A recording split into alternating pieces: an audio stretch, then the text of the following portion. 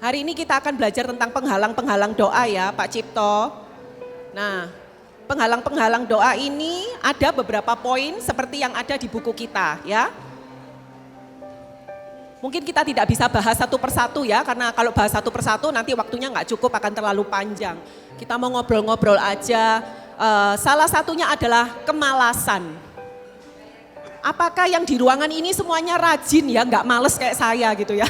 Saya ini termasuk orang yang males. Kemalasan adalah salah satu penghalang doa. Pak Cipto bisa sharing nggak gimana sih caranya kita itu mengatasi kemalasan di dalam berdoa.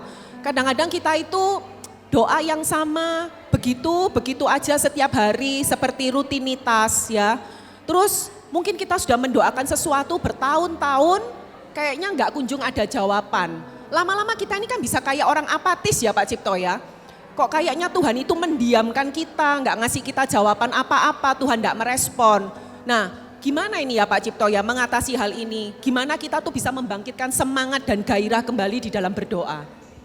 Selamat pagi dulu untuk semuanya. Pagi. Sebelum saya menjawab, saya mau cerita. Satu kali itu saya diundang sebuah persekutuan gitu ya. Jadi pada waktu saya diundang persekutuan itu ada seorang ibu yang cukup sederhana lah ya. Dia maju kasih kesaksian, dia bilang begini. Teman-teman kan tahu ya, saya 3 bulan yang lalu jatuh. Lutut saya kena, saya nggak bisa jalan. Makanya saya absen sekian lama. Pada waktu saya sudah beberapa saat di rumah itu tiba-tiba pengen makan babi kecap, dia bilang begitu. Tapi saya nggak bisa pergi pasar Pucang karena kaki saya sakit. Kemarin saya ditelepon sama temen, dia tunjuk salah satu peserta juga ngajain persekutuan. Tadi pagi dia jemput saya sambil bawain 1 kotak makanan. Saya buka isinya apa saudara? Kok tahu? Dikasih tahu sebelumnya. Hah? Saudara, dia bilang Tuhan itu Tuhan yang luar biasa. Amin. Kadang kita tidak memberitahu siapapun, tapi Tuhan tahu apa yang lagi kita pengeni gitu ya. Saya mau memulai dengan cerita ini, saya rasa kalau kita mau malas, mau rajin, itu nggak ada yang bisa maksa. Tapi kita perlu tahu, kita punya Tuhan yang baik. Kenapa kita berdoa? Karena kita percaya kita punya Tuhan yang baik. Awal Januari saya ada undangan, keponakan saya menikah di Hong Kong. Jadi saya sama istri pergi ke sana saudara. Di airport kami nunggu taksi, kan saudara tahu kalau di Hong Kong itu taksinya taksi tua semua. Mobilnya semua sudah tua. Terus tapi ada mobil-mobil yang lebih baru, yang lebih bagus gitu ya. Terus istri saya bilang, wah moga-moga dapat yang bagus gitu. Terus ada antriannya 2, taksi-taksi itu datang saudara. Saya nunggu cukup lama, akhirnya giliran kami, saya bilang, wah akhirnya ya sampai juga. Ternyata taksinya nggak berhenti di depan saya, berhenti di stopan satunya yang seharusnya giliran saya. Terus saya bilang, kayak apa tuh, kita udah nunggu kok enggak. Terus saya bilang gini, wis nggak usah ngomel wis, dia bilang begitu. Siapa yang saudara kayak saya suka ngomel, coba angkat tangan. Nah, gitu ya. Terus istri saya bilang, nggak usah ngomel. Sebentar kemudian ada taksi datang saudara, berhenti di depan saya. Kira-kira yang bagus atau yang jelek? Yang bagus. Tuhan itu tahu lebih pintar dari kita. Kasih tahu sebelahnya, Tuhan itu lebih pintar dari kamu loh. Kenapa kita tidak berdoa? Karena kita pikir Tuhan itu bodoh kayak kita. Padahal Tuhan itu jauh lebih pintar dari kita. Dia itu Tuhan yang memegang seluruh alam semesta. Dia tidak pernah salah. Seringkali ketika kita datang dan kita malas berdoa, kita pikir Tuhan itu mirip-mirip kayak kita. Kayak suami kita gitu ya, yang baik-baik semuanya. Amin? Kok nggak ada sih amin toh, kayak apa ibu-ibu ini ya? Kalaupun tidak ya pura-pura amin yang keras gitu loh. Nah, kan gitu ya. Tuhan itu jauh lebih baik daripada semua teman yang terbaik dalam kehidupan kita. Dia lebih hebat dari semua orang hebat yang kita pernah kenal. Itu salah satu alasan kenapa kita berdoa. Karena kita tahu kita punya Bapa yang baik. Jadi kalau ditanya gimana kalau males? Nah, itu pilihan saudara ya. Kalau kita tahu kita punya Bapa yang baik, Dia yang mengatur alam semesta, kenapa kok tidak berdoa? Pertanyaannya saya mau tanya, kenapa kok kita nggak berdoa? Kan gitu. Nah, ada yang bisa jawab, kenapa kok kita tuh enggak berdoa? Karena malas. Lainnya lagi, ada jawaban lain? Kekecewaan. Oke, nanti kita akan coba kupas satu persatu ya. Kenapa kita tidak berdoa? Sibuk. Lupa. Oh, meja sini yang paling aktif ya Pak Cipto? Makanannya akeh polo. Enggak, terima kasih sudah aktif ya. Biar hostnya enggak mati gaya di sini ya. Karena kadang-kadang kita itu lupa ya Pak Cipto bahwa Tuhan kita itu adalah Allah yang begitu besar melampaui apa yang kita pikirkan. Dan rancangannya jauh melebihi dari apa yang kita pikirkan. Kita itu sangat terbatas, kita pikir Tuhan pun hanya melakukan hal-hal seperti yang terbatas ada di dalam kepala kita. Itu mengenai kemalasan, merupakan salah satu penghalang doa.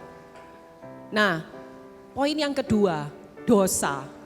Nah ini panjang ini Pak Cipto kalau ngebahas dosa ini. Karena kadang-kadang kita ini nggak nyadar atau nggak kerasa kalau kita ini berdosa. Terus kalau kita itu menyimpan dosa, itu juga menjadi penghalang untuk doa kita itu dijawab oleh Tuhan. Nah bagaimana ini Pak Cipto ya? Saya itu pergi beberapa kali ke Lapas Porong, saudara. Pelayanan di antara para narapidana gitu ya. Kalau saudara dengar narapidana itu kan serem-serem gitu ya. Ternyata tidak sama sekali. Saudara. Saya pergi ke sana tempatnya boleh dibilang sangat bagus. Apalagi terakhir direnovasi sangat mewah. Jadi ketika kita kumpul mereka itu ada persekutuan tiap hari saudara. Kalau di sini setiap minggu sekali ya untuk shine ya. Kalau di Lapas Porong itu tiap hari 2 kali saudara. Senin 2 kali, Selasa 2 kali, Rebu 2 kali, Kamis 2 kali, Jumat 2 kali, Sabtu sekolah pembelajaran Alkitab, hari Minggu kebaktian. Setelah saya lihat itu ternyata ya para narapidana itu lebih rohani dari kita-kita. Bedanya apa? Bedanya kita berbuat dosa belum ketangkep, mereka berbuat dosa sudah ketangkep. Terus kita merasa kita ini orang-orang baik kan gitu saudara ya. Kita ini jarang ada yang pernah berpikir bahwa kita ini orang berdosa yang layak masuk neraka. Jarang lah ya, kita lahir sudah Kristen. Ya toh, teman-temannya Kristen semua. Kafenya di gereja lagi. Kurang apa kan gitu ya. Jadi kadang kita ini sulit untuk melihat bahwa kita ini orang berdosa.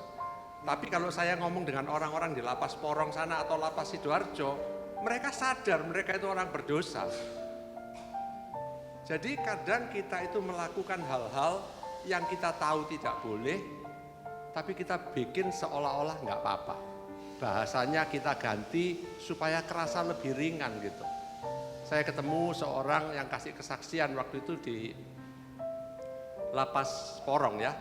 Ada seorang yang di sana, dia kemudian dia cerita. Pada waktu saya ketangkep itu urusan pajak, dia bilang gitu. Seumur hidup saya tidak pernah mikir gara-gara pajak saya masuk penjara. Tak pernah mikir dia bilang. Sampai ketika hakim itu mengetukkan palunya bahwa saya bersalah dan harus dimasukkan ke rumah tahanan. Saya baru sadar, saya mencoba untuk memberontak mencari jalan. Istri saya nangis tiap hari. Pergi ke kepala pengadilan nangis-nangis. Pergi ke rumah kepala LP nangis-nangis supaya saya bisa dibebaskan, ternyata nggak bisa dibebaskan. Ketika saya mikir gitu, saya dengar saya mulai mikir, kalau masalah pajak bisa masuk, kira-kira kalau kita ini diperiksa berapa dari kita yang suaminya atau istrinya ikut masuk di sana, ayo ikut kebaktian di sana. Tapi kan kita merasa pasti nggak apa-apa. Pasti nggak apa-apa kok, bisa diatur. Nah itu kan bahasanya kita di Indonesia ya, bisa atur lah. Masa nggak bisa atur? Saudara, mungkin pajak bisa diatur, mungkin pengadilan bisa diatur. Tapi satu hal yang kita harus tahu, Tuhan tidak bisa diatur saudara ya. Tapi kita sudah terbiasa bermain-main, kita tahu Tuhan tidak senang. Kita tahu itu dosa. Tapi kita berusaha mengatakan, nggak apa-apa, nggak apa-apa. Jadi kebiasaan itulah yang kadang menjadi penghalang doa kita. Tuhan itu mau anak-anaknya senang. Tuhan itu mau melakukan mukjizat bagi anak-anaknya. Tapi seringkali hindrance atau halangan terbesar dari doa-doa kita bukan musuh kita, bukan iblis, tapi halangan terbesar adalah diri kita sendiri. Jadi dosa itu jangan diremehkan. Kita aja yang mengatakan ada dosa, yang dosa ini tidak apa-apa lah. Teman-temanku segitu semua, kalau sak gereja, sak kontek, podo kabeh tidak apa-apa.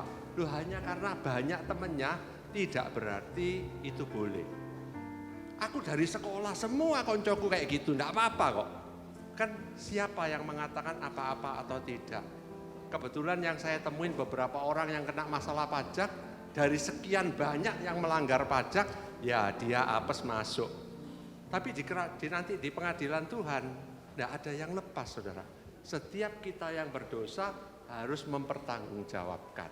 Jadi saya percaya Tuhan itu masih berkuasa untuk melakukan mujizat. Tuhan itu berkuasa untuk menjawab doa, tapi jangan sampai hanya gara-gara kita, terus Tuhan tidak melakukan keajaiban. Siapa yang percaya di sini Tuhan itu luar biasa sih? Sungguh saudara percaya? Percaya. Sungguh saudara percaya Tuhan sanggup menjawab doanya? Sanggup, Ya, percaya. ayo kita berdoa dah, kan gitu ya. Ya. Mari berdoa bisa pulang. Oh, bukan. Oke. Kadang-kadang kan begini ya Pak Cipto ya, kayak tadi yang Pak Cipto ngomong, dosa yang kayak begini Allah enggak apa-apa, biasa, teman-temanku juga. Kadang-kadang kita itu anak-anak Tuhan justru bisa mengklasifikasi, padahal di Bible enggak ada ayatnya. Dosa kecil, dosa besar, dosa tipis-tipis, dosa yang fatal, padahal dosa adalah dosa. Itulah yang membuat kadang-kadang anak-anak Tuhan itu sering jatuh, begitu ya Pak Cipto ya? Betul. Saya ini cukup kaget karena saya ini kan seringkali punya kesempatan bicara sama anak-anak muda gitu ya. Terus saya mengumpulkan survei yang saya sempat sampaikan pada waktu papa-papa kumpul di SD. Bahwa di Amerika itu seks bebas dari anak-anak remaja itu begitu besar.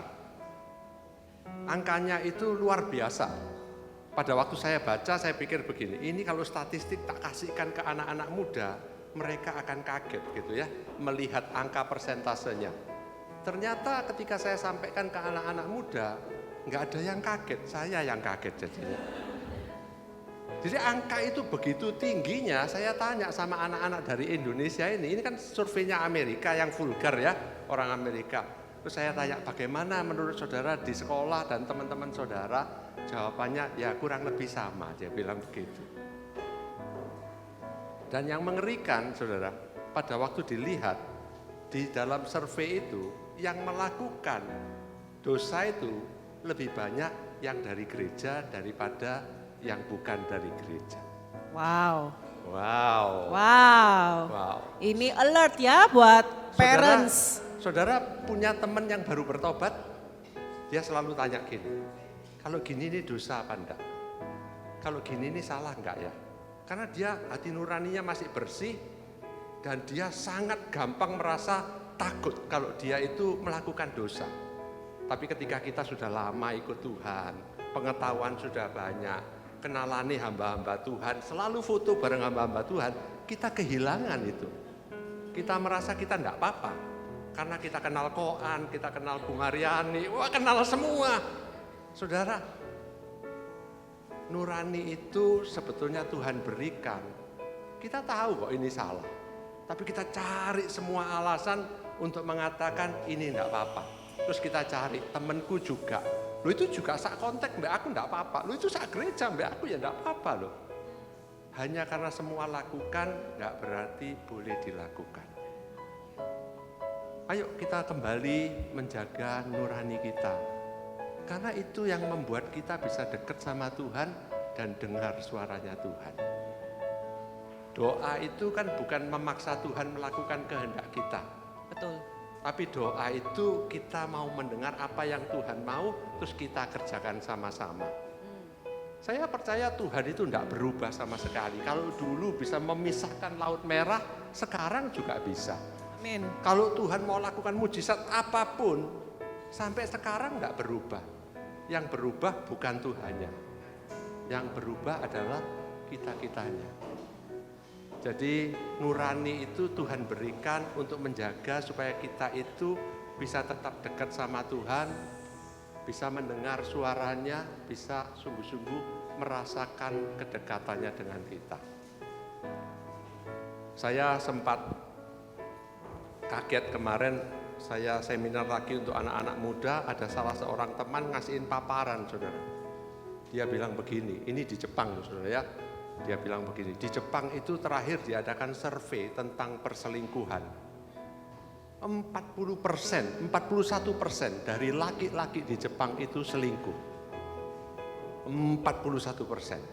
Tinggi nggak saudara? Tinggi banget. Jadi kalau saudara lihat 2 orang Jepang, salah satunya selingkuh kan sana. Ada yang dari Jepang sini nggak ya? Saya mesti minta maaf dulu. Ini cuma survei saudara, statistik ya. Kemudian di survei berapa perempuan yang selingkuh di Jepang? 45%. Ternyata perempuan lebih berani daripada pria ya. Hah? Perempuan lebih berani daripada pria ternyata. Di dalam semua survei hari-hari ini pelanggaran terbanyak dilakukan oleh wanita. Kecuali yang di Surabaya di MDC pagi ini. Kok sedikit yang tepuk tangan ya?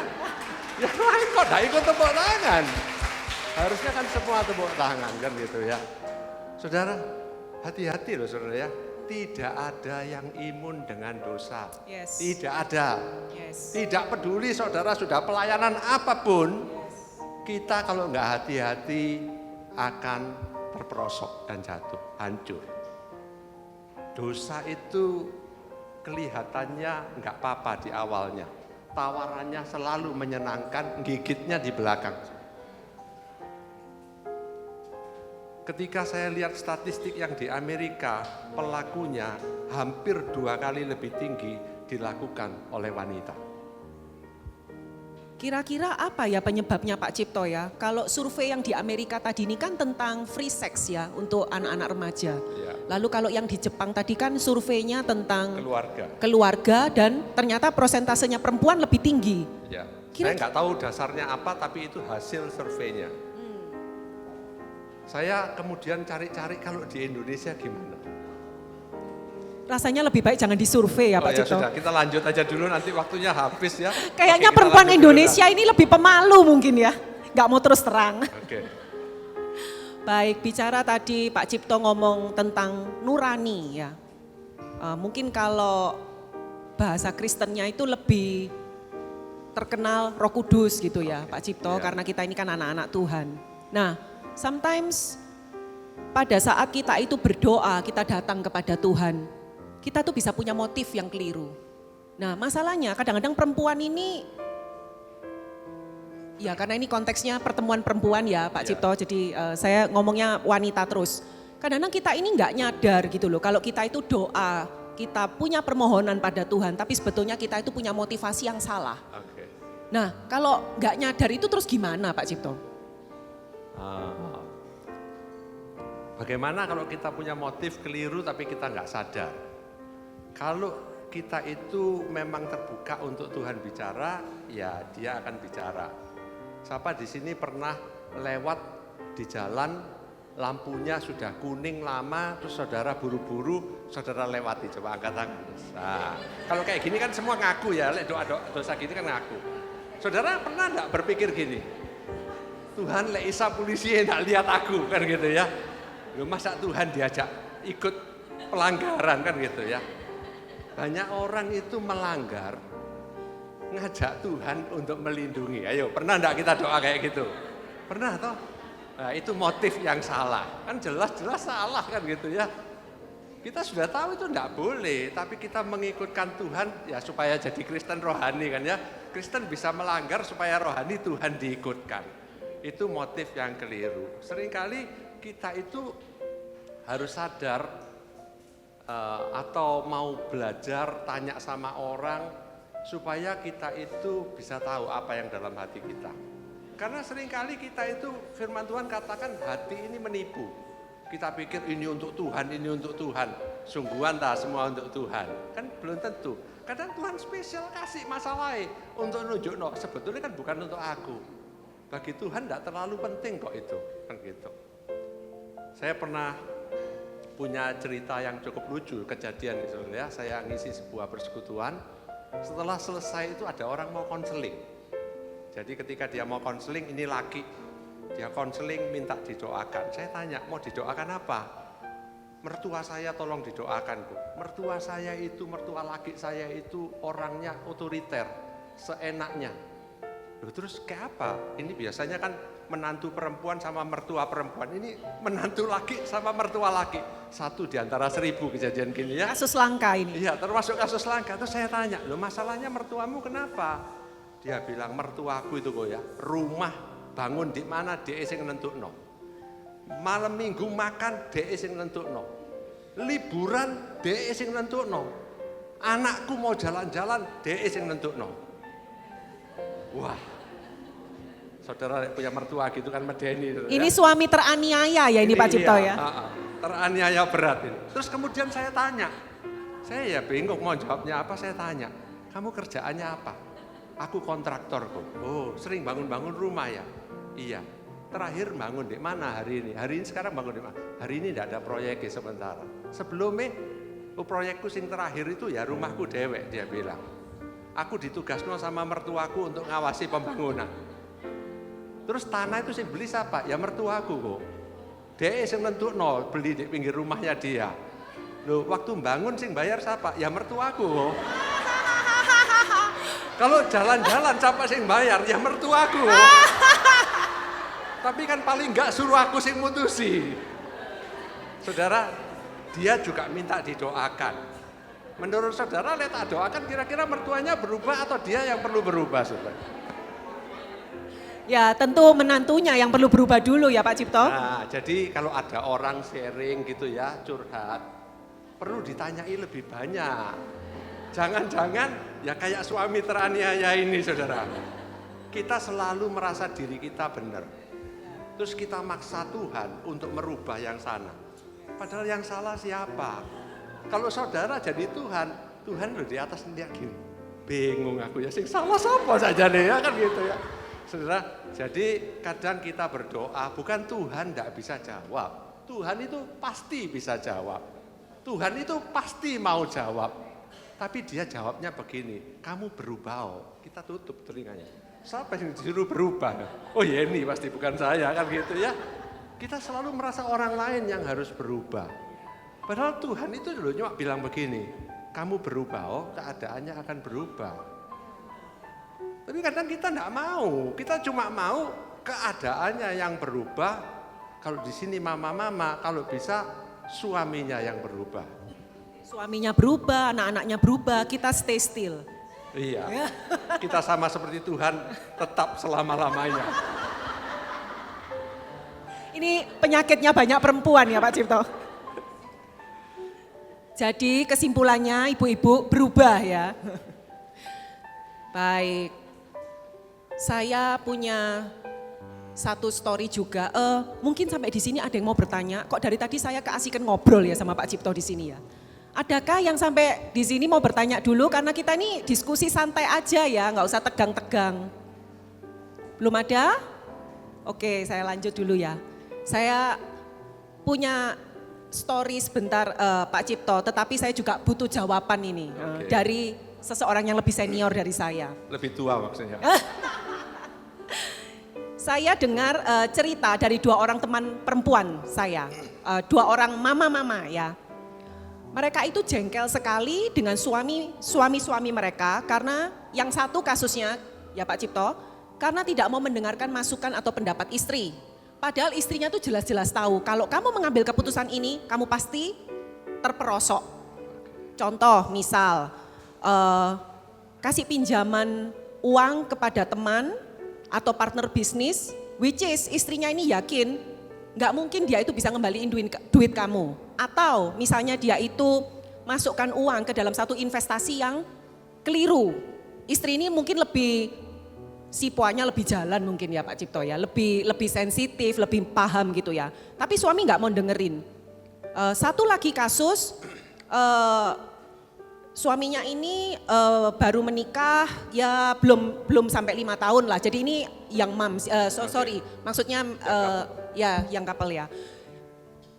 suami ini masih suka dengan kehidupan malam, masih suka having fun dengan teman-teman, setiap hari pulang subuh gitu ya. Dan tidak terlalu peduli dengan istri.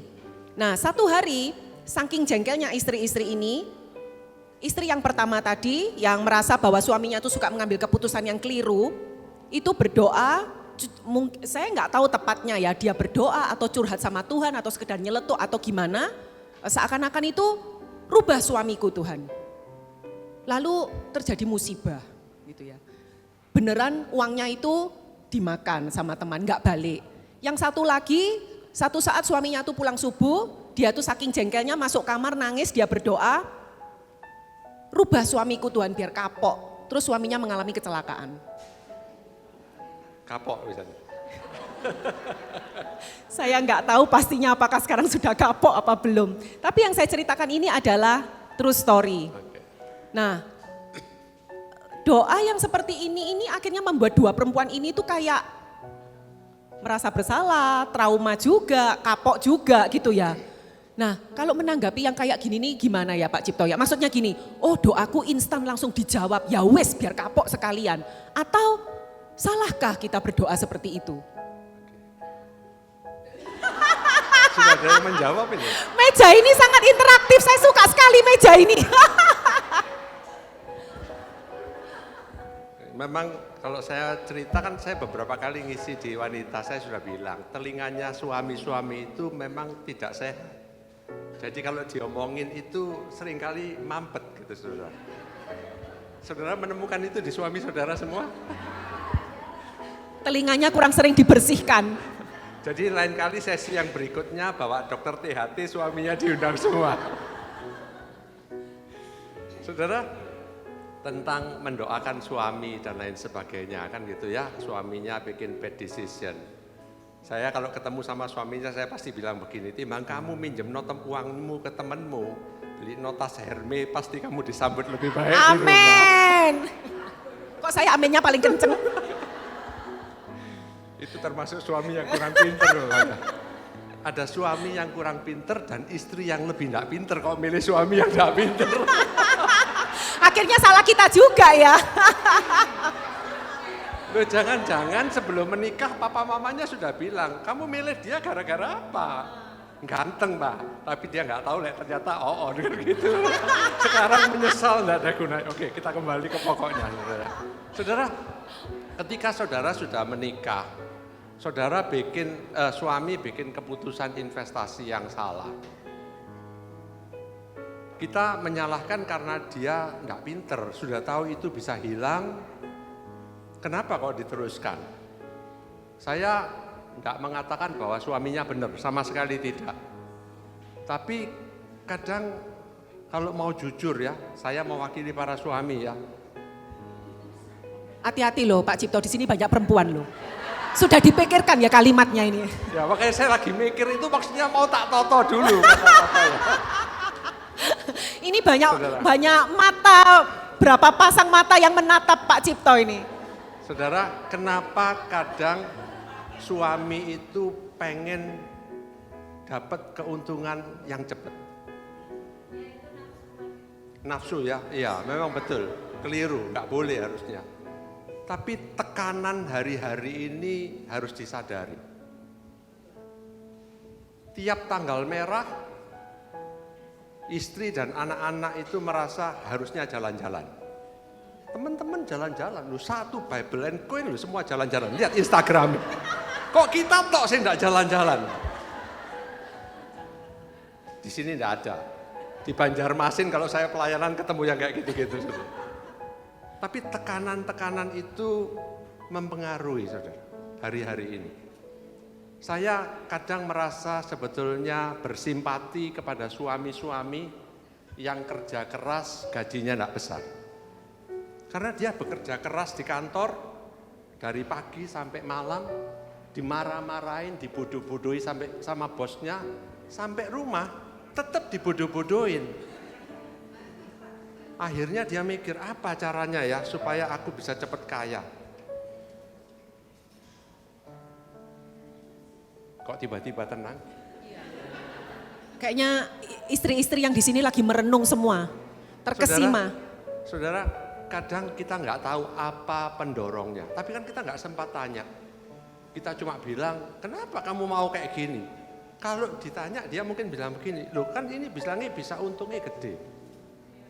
Kalau nggak untung gede gimana? Mobil harus ganti. Pergi ke BCA tiap kali ketemu sama counter ditanya, Pak nggak ikut expo yang di CW itu. Nggak perlu ganti ta mobilnya. Kadang istri-istri bilang begini, supaya ganti loh. Mobil kita ini kan wis tua. Dia temanku dulu beli mobil baru. Pernah denger yang kayak gitu, saudara? Pernah? Nah, itu menjawab sebagian daripada suami-suami yang akhirnya jadi bodoh tadi, saudara. Berarti karena pressure. Tidak semuanya ya, saya tidak menyalahkan semuanya. Ada yang memang sungguh-sungguh bodoh, jangan ditekan lagi. Kedua, kalaupun dia itu ngotot, tetap mau, dan akhirnya memang sungguh-sungguh rugi, ya sudah. Saya mau tanya, kalau dia untung yang nikmati siapa? Istri ikut menikmati? Belum tentu ya? Belum tentu. Oh, siapa? Istri ikut menikmati. Kalau istri ikut menikmati, kalau rugi istri harus ikut nanggung nggak? Ya. Kita harus fair, saudara ya. Ya. Kan kita harus fair. Oh, ya. meja sini bilang enggak mau Pak Cipto. Nggak mau nanggung iya, ya? meja sini nih Pak Cipto, yang perlu disoroti nih meja 17 dan 18 ini. Enggak guyon sih. Jadi saya melihatnya adalah ketika untung dinikmati bersama, kalau rugi ya dipikul bersama. Fair ya? Fair. Kalau saudara enggak mau suami saudara kayak gitu, kasih tahu. Aku enggak usah jalan-jalan enggak apa-apa, aku enggak beli perhiasan enggak apa-apa, aku beli baju enggak usah juga, aku beli tas juga enggak apa-apa, tapi kamu enggak usah investasi yang aneh-aneh. Itu fair. Saya merasa bahwa kita harus fair supaya rumah tangga itu bisa stabil. Kadang kita hanya melihat kesalahan salah satu pihak, tapi kita kan enggak melihat kenapa dia lakukan itu. Kita cuma enggak suka keputusan yang dia buat. Tapi bagaimana kalau suami ini terlalu percaya sama teman, Pak Cipto? Pertanyaannya kenapa dia tidak percaya sama istrinya? Oh, oke. Jadi istri lagi yang... Enggak harus. Loh, kan memang saya bilang, bisa jadi memang dia yang salah. Bisa jadi dia yang salah. Kenapa? Ya bisa kurang pergaulan, kurang mau belajar. Bisa dari berbagai macam. Kan enggak bisa kita hanya ngomong dia bikin kesalahan karena apa. Di salah satu persekutuan yang saya datang seorang untuk cerita, yang ambil investasi ini kebetulan istrinya, suaminya enggak tahu. Jadi ini bisa terjadi di antara setiap kita. Kenapa? Karena ada keserakahan yang kita biarkan masuk. Jadi kalau kita memutuskan untuk hidup sederhana, sebenarnya ketika kultur itu kita bangun, keluarga itu akan lebih tenang. Karena nggak terkejar-kejar harus melakukan banyak hal.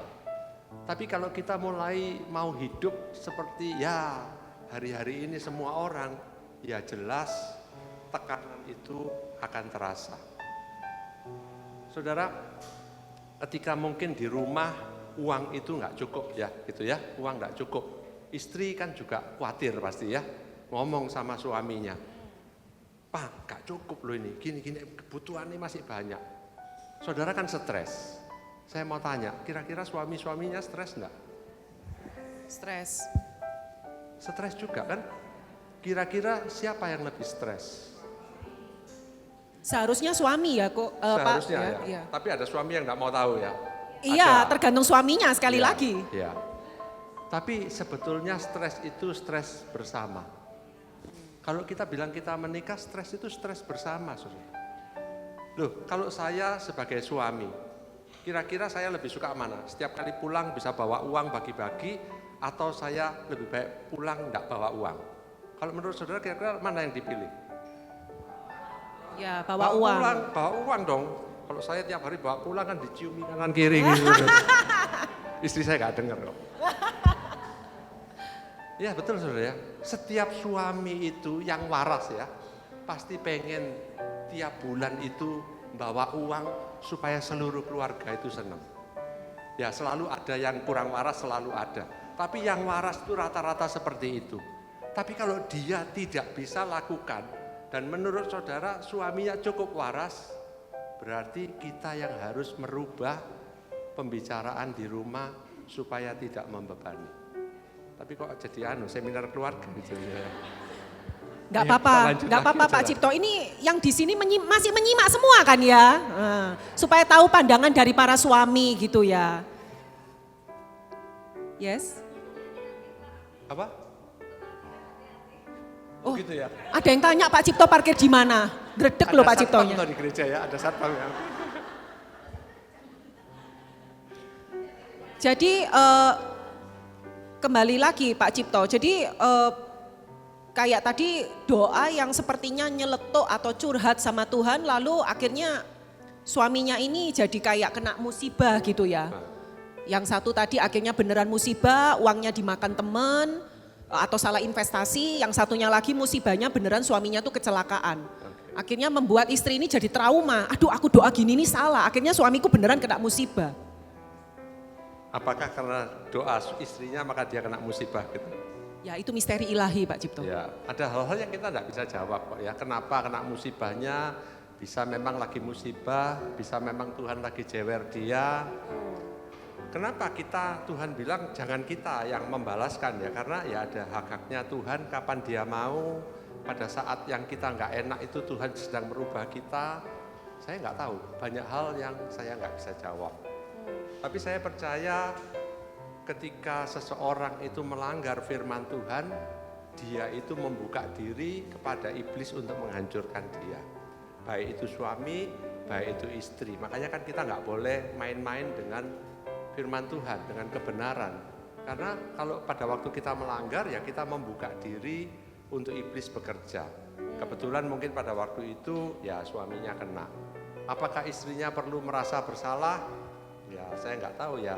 Saya percaya kalau istrinya berdoa sama Tuhan, Tuhan itu suamiku biar dia kecelakaan. Saya rasa Tuhan juga nggak jawab kok. Ya. Tapi ketika kita ngomong seperti itu, kita mengizinkan iblis untuk bekerja. Tuhan nggak akan jawab kok. Kalau kita berniat jahat, bermotif buruk, misalnya saya pakai Eli aja lah gini ya. Misalnya saya lagi nggak senang sama Bu Eli, tak doakan gitu ya. Supaya kejatuhan uang gitu ya. Nggak akan dijawab. Mau dong.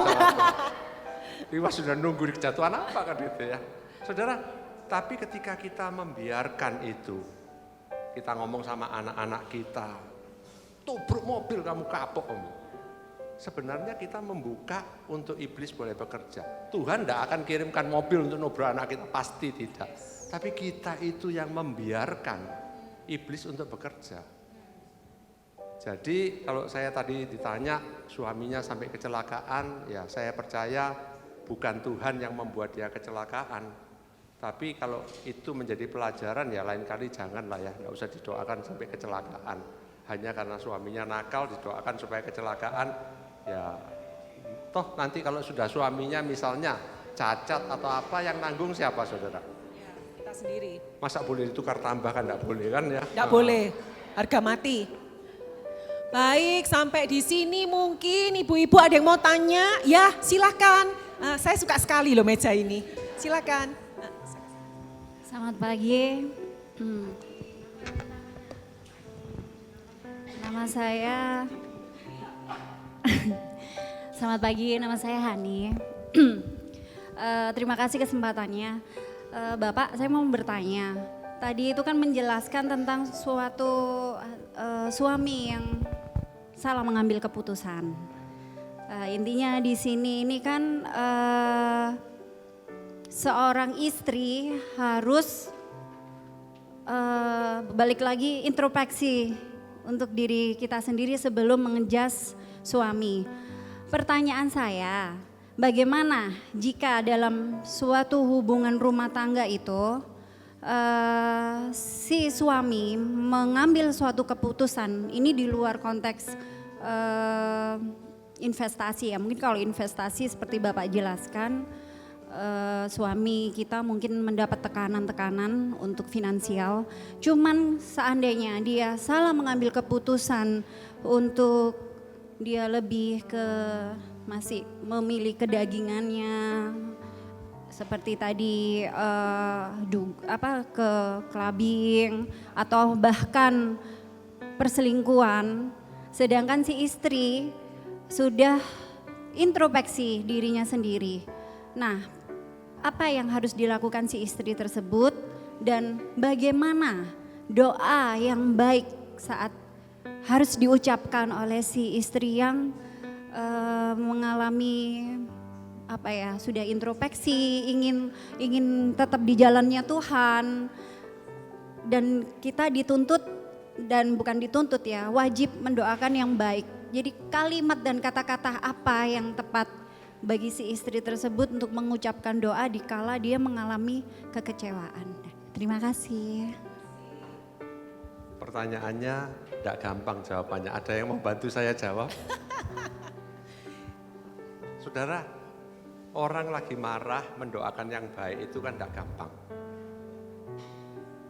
Kalau jawab lebih gampang, lakoninya saya tidak bisa, kan gitu ya.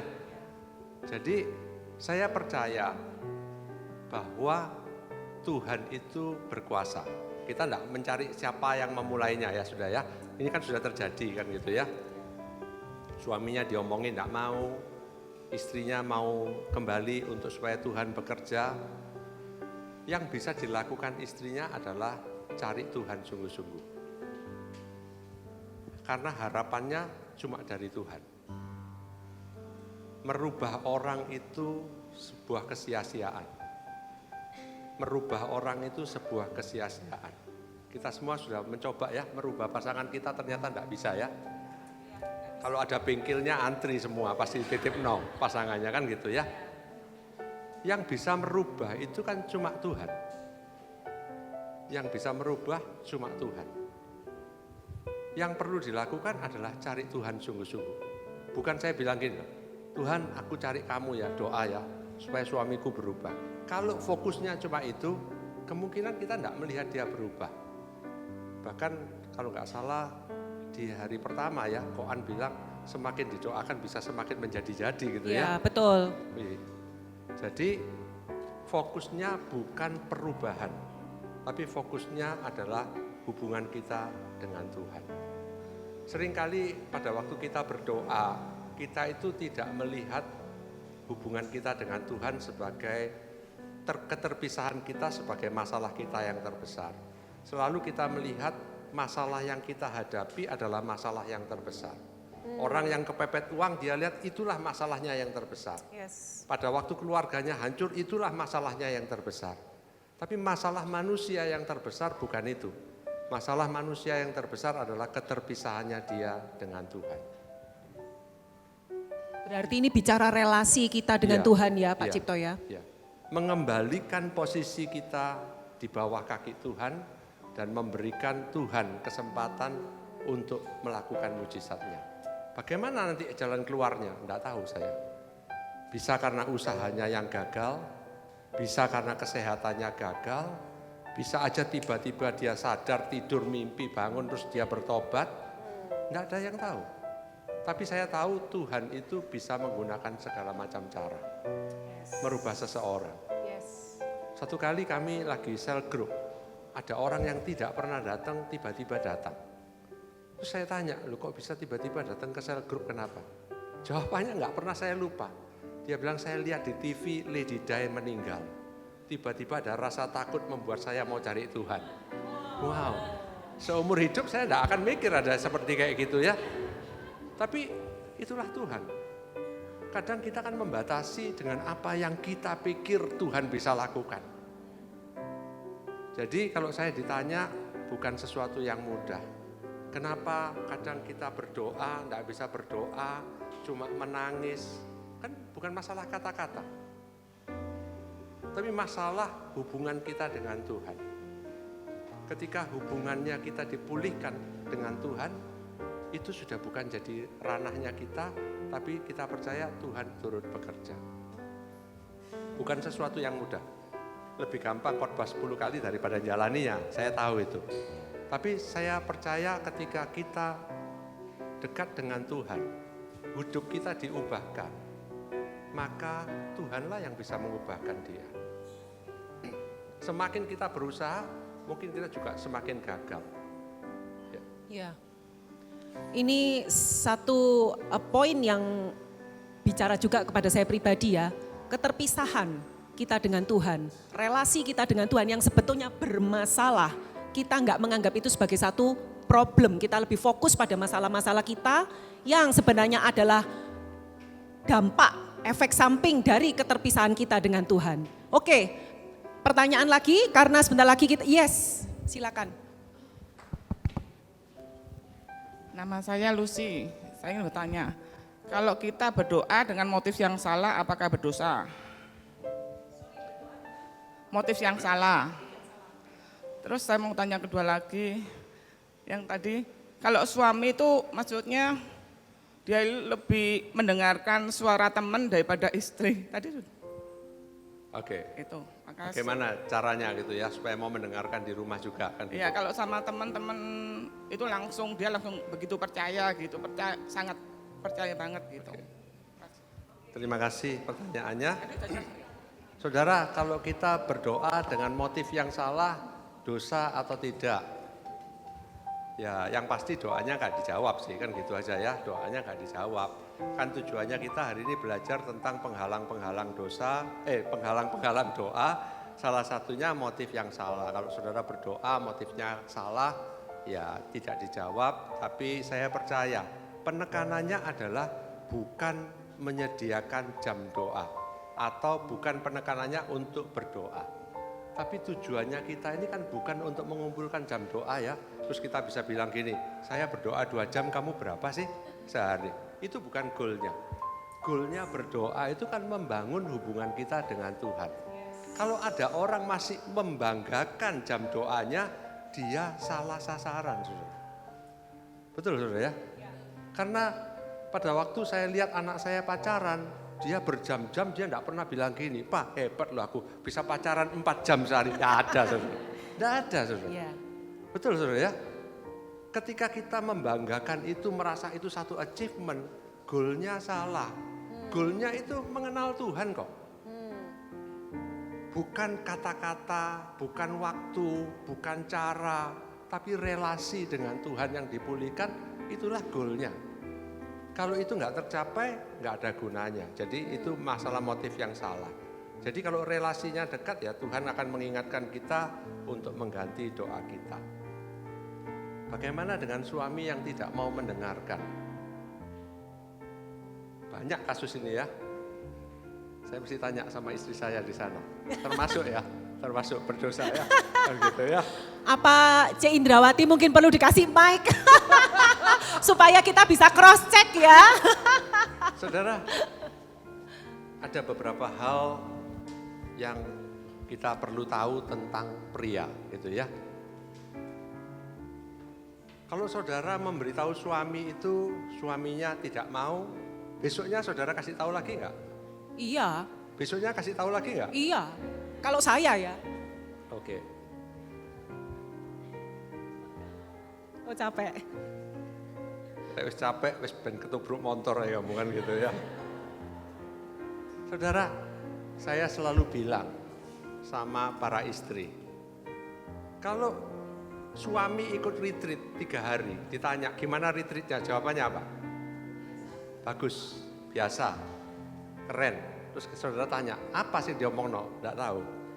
Loh 3 hari kamu ngapain aja? Yes pokoknya bagus lah, bagus. Beda sama istri. Istri ikut dari Bible & Co, pulang dia ngomong gini sama suaminya. Kamu tahu enggak Pak Cipto tadi ngomong apa? Betul, betul. Dia enggak usah ikut seminar buy one get two, saudara. Cuan. Parahnya, kita itu kan enggak sadar. Kita membandingkan dia dengan pendeta, membandingkan dia dengan pembicara. Kira-kira dia mau dengerin lagi enggak? Tapi tetap kita ceritain. Tadi ada 3 poinnya. Poin pertama cocok untuk kamu, kedua cocok untuk kamu, ketiga pas wis. Saudara, suami itu kan saya udah kasih tahu ya, telinganya rodok rusak waktu diciptakan. Jadi kalau diomongin gitu, enggak ada gunanya sama sekali. Saudara ngomong sekali, dia tidak mau mendengarkan, 2 kali tidak mau mendengarkan, 3 kali tidak mau mendengarkan, cukup. Kecuali saudara sungguh-sungguh berpikir bahwa dia tuli. Kadang kan kita tidak mau kalau tak omongin, harus kita kasih tahu. Si A yang ngomong gini, si B yang ngomong gini. Saya jamin 100% tambah dilakukan, tambah disengaja. Hidup para suami, mana suami-suami sini ya toh? Kayak gitu toh, betul toh? Tambah diomongin, tambah disengaja. Jadi ya bagaimana ngomongnya? Ya cara ngomong itu penting. Dulu kan soro di istri, ya siapa suruh dulu mau menikah jadi istri? Kenapa dulu enggak mau menikah jadi suami kan gitu? Saudara, suami itu intinya tidak mau didikte. Kecuali saudara mau cari suami yang nurut. Piara dogi aja. Loh, kalau suami saudara pria normal, ya saya ngomong pria yang normal, enggak gampang diomongin. Jadi itu natural ya Pak Cipto? Iya. Oke. Mewakili para pria yang sulit diomongin. Mewakili para suami teraniaya, enggak ya, enggak. Ini bukan ngomong masalah jemaat, Kristen lama, Kristen baru, sudah pendeta atau tidak. Tapi kan kurang lebih semua seperti itu juga kan gitu. Jangan ngajari terus dipaksa, dibanding-bandingkan. Saya jamin saudara mau doa puasa sampai turun 10 kilo, suamimu tidak akan berubah. Pasti. Karena memang tidak seperti itu caranya kan. Firman Tuhan mengajarkan kita untuk menundukkan diri. Appeal bahasa Indonesianya apa ya? Appeal itu bahasa Indonesianya itu permohonan. Ketika saudara bicara, apakah saudara memberikan permohonan kepada dia atau menentukan jalannya dia? Ada sih suami-suami yang takut istri, yang disuruh apapun dia mau, ya ada. Tapi sebetulnya kan bukan itu yang saudara mau kan. Saudara mau dia suami normal, tapi nurut tetap kan gitu. Ya itu susah, pilihannya kan enggak, you cannot get it all gitu ya. Harus ada plus minusnya kan gitu. Jadi appeal itu berbicara tentang ketika kamu lakukan ini, misalnya saya ngomongnya gini ya, saya istri ngomong sama suami, saya bilang gini, kamu bu kayak gitu, kamu kayak gitu ya, kamu tahu, kamu diketawain orang, padahal kamu kan posisinya tinggi. Yang kita concern bukan kita loh ya, yang kita concern adalah tentang dia. Kamu begitu loh, ngisin-ngisini aku aja.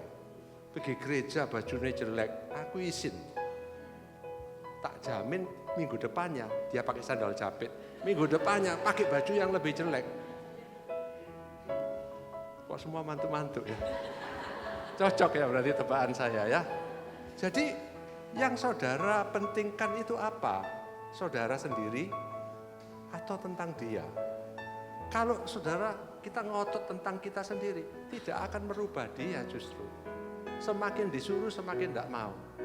Saya tak cerita tentang saya dan istri. Istri saya ini kalau di rumah, masuk sepatunya dilepas, ganti sandal. Saudara. Naik ke atas, ganti sandal lagi di atas untuk masuk kamar. Saya dari halaman sampai kamar, cekeran. Saudara. Dia berusaha merubah saya untuk pakai sandal. Saudara. Sudah menikah 31 tahun, saya masih cekeran. Saya mikir, loh ada apa? Buat apa? Ya, tapi kalau itu jadi masalah, ya masalahnya gak akan habis-habis kan gitu. Hanya karena dia suka semuanya pakai sandal, di bawah sandal lain, di kamar sandalnya lain, naik tangga sandalnya berbeda. Bagi saya ngapain cek repote ya? Wong cekeran bisa dari bawah sampai atas. Gimana kalau kamar kotor kan besok dipel lagi kan gitu ya. Saya cara berpikirnya kan simpel-simpel aja. Jadi memaksakan sesuatu itu akhirnya kita kehilangan yang paling esensi di dalam keluarga. Kalau dia mau investasi kita bilang, temanku bilang ini investasinya hati-hati loh, bisa blong loh gitu ya. Oh enggak, koncoku ngomong gini. Oh ya wis. Kamu berdoa aja dah, atau kita berdoa, atau kita cari orang dah yang bisa ngajarin tentang investasi. Kalau enggak mau, ya sudah. Gimana kalau hilang? Ya sudah, suruh dia cari lagi kan gitu. Siapa di sini berdoa supaya suaminya itu jadi imam di rumah, jadi pemimpin? Coba angkat tangan. Wih, waga ya. Untuk semua yang angkat tangan berharap suaminya jadi imam, saya mau tanya, kalau saudara punya masalah pelik, saudara mau tahu jawabannya, saudara tanya pendeta atau suami? Suamimu nggak akan jadi imam, jadi mudin, saudara. Betul nggak, saudara? Ya. Saudara tanya sama suami, menurut kamu Tuhan mau kita lakukan apa kalau kita keadaannya gini? Apa yang dia tanya? Oh ayo kita sama-sama cari Tuhan. Aku mau dengar apa yang kamu ngomong.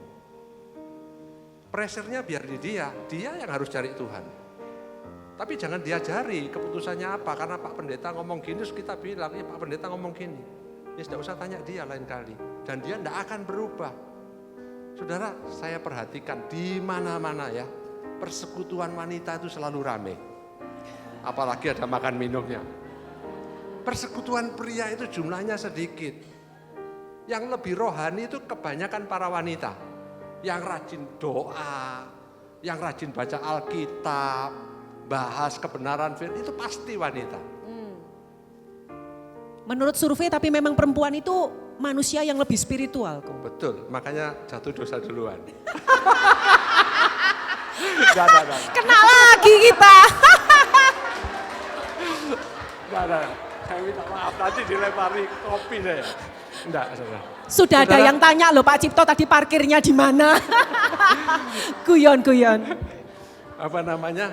Makanya kalau saudara sungguh-sungguh mau suaminya jadi imam, mau enggak saudara bersusah-susah 5 tahun, 10 tahun memberikan dia kesempatan untuk jadi imam? Nah ini dia pertanyaan yang sulit ini. Ada yang mau tanya nih, silakan. Tolong mic. Silakan, ini pertanyaan terakhir ya karena waktu kita sudah habis. Maaf, saya Marisa. Ya, tadi semua yang Bapak ceritakan itu sudah saya alami sebagai seorang istri. Mulai dari suami yang masalah bisnisnya jatuh, ditipu orang, sama karena mendengarkan teman, terus kecelakaan, kakinya patah, terus jadi Waduh. semua Pak. Jadi ya pernikahan kami ini berjalan 14 tahun lebih ya sekarang. Nah sampai saat ini pun saya masih terus berdoa supaya dia boleh menjadi imam dalam keluarga, terutama buat anak-anak. Nah tapi masalahnya Pak, semakin saya giat berdoa, membaca firman, semakin dia menjauh. Karena kayak ya sudahlah kamu aja yang berdoa, kamu aja yang baca firman, kamu aja yang mimpin doa. Jadi kok saya mikir lah kok malah jadi kebalikannya gitu. Nah itu bagaimana ya Pak? Karena ya pada saat kita doa keluarga sama anak-anak jadinya saya yang mimpin doa, saya yang ini, saya yang maksudnya concern dengan anak-anak, pengenalan akan Tuhan buat anak-anak juga gitu. Nah itu bagaimana Pak? Makasih. Makasih, ada kesaksian yang sudah terjadi sampai patah kaki segala macam. Mesti berdoa ini kan untuk kaki saya ya. Saudara, kan saya sudah bilang, kalau saudara pengen suaminya sungguh-sungguh jadi orang yang rohani, mau enggak susah 5-10 tahun? Mau enggak? Mendengarkan keputusan-keputusan yang bodoh, mendengarkan tafsiran-tafsiran yang enggak alkitabiah. Kalau saudara kasihkan ke dia untuk membuat keputusan, kemungkinan enggak akan sesuai dengan apa yang saudara dengar. Tapi saya mau katakan demikian, selama tidak melanggar firman Tuhan diikutin. Soro Pak hidupnya, ya kalau saudara mau dia jadi imam. Kalau saudara merasa ya sudah usah wis, kayak gini aja, ya kayak gini aja. Seringkali saya melihat apa yang kita doakan dan apa yang kita jalani itu tidak sejalan. Membuat doa kita enggak selesai. Orang kesulitan uang, kita berdoa Tuhan pulihkan keadaanku. tapi tidak mau merubah kebiasaannya untuk bukan investasi bodong, investasi di Pakuwon Mall maksud saya gitu ya. Kebiasaannya tetap, tapi kita berharap Tuhan rubah keadaan kita. Terus kok gak berubah-berubah ya? Ya karena kebiasaan kita nggak mau rubah. Pada waktu kita berdoa supaya mungkin keadaan di kantor itu berubah, karena mungkin pimpinannya nggak baik, kita berdoa supaya pimpinannya yang berubah. Tapi seringkali kan kita nggak berpikir bahwa saya harus berubah juga supaya pimpinan kita ini mau jadi lebih baik sama kita. Kan dua arah. Jadi saya melihat ketika kita berdoa, Tuhan perlu lama enggak untuk lakukan mujizat, saudara? Enggak perlu. Bisa enggak Tuhan lakukan mujizat sekarang juga? Bisa. Suami yang enggak bisa diomongi tadi, bisa enggak Tuhan dalam 1 detik dibentuk ini terus dia berubah? Bisa. Bisa toh? Pertanyaan saya kenapa kok tidak? Pertanyaan saya ini, kenapa kok enggak? Karena saya percaya lama atau sebentar, mujizat besar atau mujizat kecil, enggak ada bedanya bagi Tuhan. Yang Tuhan mau itu adalah perubahan di dalam kehidupan kita. Itu yang butuh waktu lama. Merubah kita itu yang paling sulit bagi Tuhan. Tadi bilangnya ditubrukkan aja kakinya patah, bertobat orangnya cepet kan gitu ya. Tuhan bisa lakukan apa aja sih kalau dia mau. Tapi yang paling sulit untuk dirubah itu adalah cipto. Kasih tahu namanya sendiri-sendiri. Yang paling sulit dirubah itu cipto. Itu yang paling sulit. Kesulitan yang terbesar bagi Tuhan bukan merubah semua yang ada di sekeliling saya. Yang paling sulit Tuhan rubah itu namanya cipto. Ketika saya berubah, Tuhan rubah dalam sekejap. Dia Tuhan yang sama, yang bisa membawa tiang awan, tiang api. Dia Tuhan yang masih melakukan mujizat hari ini, besok, sampai selama-lamanya. Amin. Yang paling sulit adalah merubah diri kita. Yes. Doa itu menyesuaikan kehendak Tuhan dan menyesuaikan kehidupan kita. Saat kita mau menundukkan diri, merendahkan diri kita, Tuhan langsung bekerja. Tuhan itu enggak perlu lama. Waktunya masih ada. Artinya frekuensi kita sama Tuhan ini harus sama ya Pak Cipto. Kalau tidak sefrekuensi, ya enggak ada perubahan. Baik, satu lagi pertanyaan, terakhir. Yang mana dulu Li? Sebentar ya, Bu Lucy. Ini saking serunya ya sampai kehabisan waktu.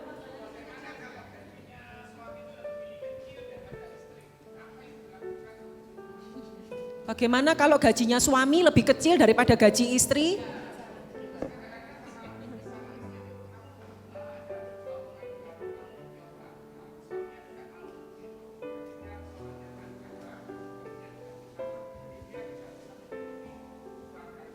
Oh oke, jadi istrinya tuh memberi masukan, kamu coba peluang lain karena gajimu itu kurang gitu ya. Tapi kok suaminya tuh sudah di comfort zone gitu ya, ya udah segini aja cukup ya nggak apa-apa gitu ya.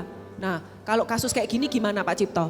Oke setelah ini nanti satu lagi setelah itu kita masuk ke dalam diskusi. Menurut saya pada waktu menikah, kurang lebih kita tahu. Cuma kita pikirnya gini, suami saya ini ada kurangnya. Tapi nanti kalau dia kawin sama saya, tak ajari, dia jadi tambah pinter. Ternyata enggak berubah. Jadi kadang kita jadi stres, kita juga jadi uring-uringan. Kita sayang tapi enggak tahu mau dilakukan apa, kan gitu. Kenapa dia enggak mau kerja yang baru? Saya enggak tahu, enggak bisa jawab, kan saya enggak ketemu orangnya ya. Bisa karena dia minder. Dia enggak berani sesuatu yang baru. Ada orang itu memang berani sesuatu yang baru. Makanya bilangnya kalau di kelas ada yang pinter, ada yang nakal. Yang nakal ini biasanya jadi soge. Sing pinter kerja sama yang nakal, kan gitu ya. Karena ada orang itu bawaannya nakal itu berani mencoba, kan gitu ya. Yang nggak boleh dilakukan, kan gitu. Tapi ada orang-orang yang memang minder, nggak berani. Jadi ketika dia disuruh, itu halangannya sangat banyak untuk dia boleh melangkah. Ya suami-suami yang kayak tadi itu, dia tetap soro, ya wis tetap aja lah, ngapain pindah. Nah, karena dia tidak berani untuk maju menghadapi kenyataan sesuatu yang berubah. Itu bawaannya orang. Apa yang harus dilakukan? Ya saya nggak punya semua jawabannya ya. Tapi ya boleh diperkenalkan sesuatu, tapi kalau didorongi terus juga nggak akan berhasil dengan baik. Kembali lagi ya dibawa kepada Tuhan. Untuk seseorang itu bisa berubah, kadang butuh satu khotbah Tuhan bicara gitu ya. Kadang pada waktu dia membaca firman, kadang ya dia dengar orang terus dia berubah. Maka dari itu saya mengatakan ya istri itu bukan suatu posisi yang gampang. Bukan suatu posisi yang gampang. Tapi saudara mempengaruhi setiap suami-suami. Saudara bisa mempengaruhi, memberikan kesempatan dia memimpin.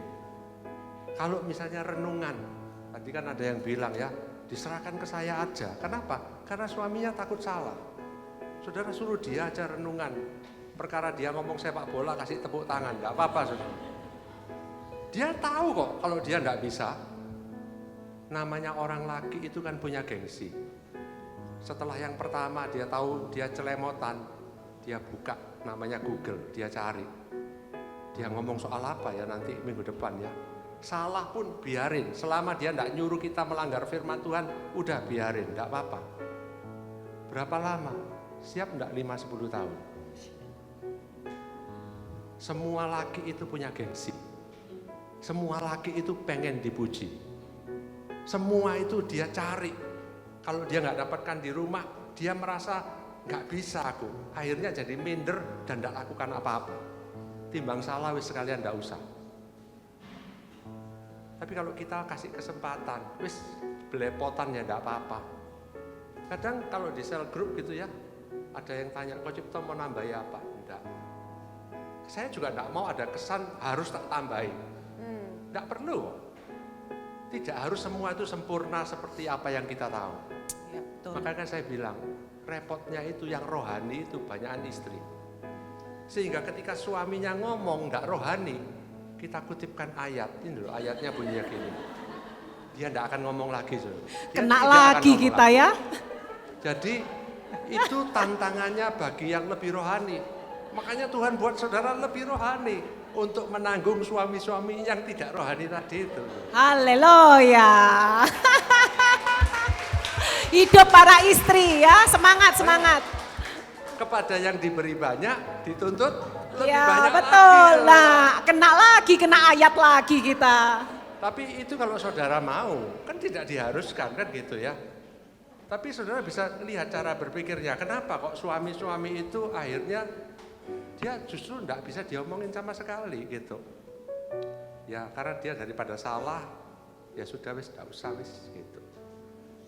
Untuk suami yang tadi penghasilannya lebih kecil, ya saya nggak bisa ngomong karena saya juga nggak ada jalan keluarnya yang harus seperti apa. Ya dikasih kesempatan untuk sekolah lagi, suruh ikut kelas atau diajakin ikut acara-acara seperti ini di mana dia bisa belajar, ketemukan dengan orang-orang supaya bisa omong-omong. Ya mungkin orang lain bisa ngomongin gitu. Oke, satu lagi pertanyaan, setelah itu kita akan masuk dalam kelompok kecil, silakan. Selamat siang, nama saya Nanda. Sebelumnya mohon maaf, saya mau bertanya, apakah menyanyikan lagu pujian penyembahan sama dengan berdoa? Apakah menyanyikan lagu pujian penyembahan itu sama dengan berdoa? Gimana Pak Cipto? Saya dengarkan apa yang Koan katakan pada waktu itu ya, bahwa kita bisa masak sambil berdoa, kita bisa nyetir sambil berdoa, kita juga bisa menyediakan waktu doa khusus, ya kan? Itu yang minggu pertama ya, Koan yang ngomong ya. Bisa nggak kita nyanyi pujian? Bisa-bisa aja, wong sambil masak juga bisa kok. Apalagi sambil nyanyi pujian, ya pasti bisa. Jadi menurut saya ada orang butuh lagu untuk bisa merasakan kebaikan Tuhan, ya oke, nggak apa-apa. Jadi saya percaya ini berbicara soal relasi. bukan liturgi ya. Hubungan kita dengan Tuhan itu relasi, bukan liturgi. Jadi ya saya percaya kalau merasa menyanyikan pujian itu bisa lebih dekat, nyanyikan pujian. Nyanyikan penyembahan untuk Dia. Kan bukan laporan ya. Ini kan kita doa itu kan bukan laporan, juga bukan menyatakan apa permintaan saya gitu ya, kayak mau beli ke supermarket punya list gitu ya. Tuhan tak baca listnya sudah selesai atau belum, kan enggak sama sekali. Ini berbicara tentang relasi kita masing-masing dengan Tuhan. Ya mau nyanyi, mau berlutut, mau berdiri, mau apapun, mau sambil jalan, it's okay. Yang penting kita tahu kita lakukan sesuatu untuk Tuhan gitu. Oke, terima kasih ibu-ibu yang sudah menemani kami di sini ya. Luar biasa ya diskusi kita hari ini. Yang saya highlight hari ini semua dari yang kita semua belajar dari Pak Cipto. Pertama, relasi kita dengan Tuhan. Kita seringkali merasa kita itu enggak berdosa, kita tuh merasa kita tuh paling betul, kita merasa suami kita, anak kita atau siapapun tuh harus berubah. Kita lupa bahwa kita tuh punya keterpisahan kita sendiri dengan Tuhan. Itu yang pertama, bicara tentang relasi. Yang kedua, tadi juga Pak Cipto bilang, mau enggak 5-10 tahun kita diproses? Itu jawabannya. Kalau kita ingin keadaan di lingkungan sekitar kita berubah, kalau kita kepingin doa-doa yang kita naikkan dijawab. Thank you Pak Cipto sudah menemani saya di sini.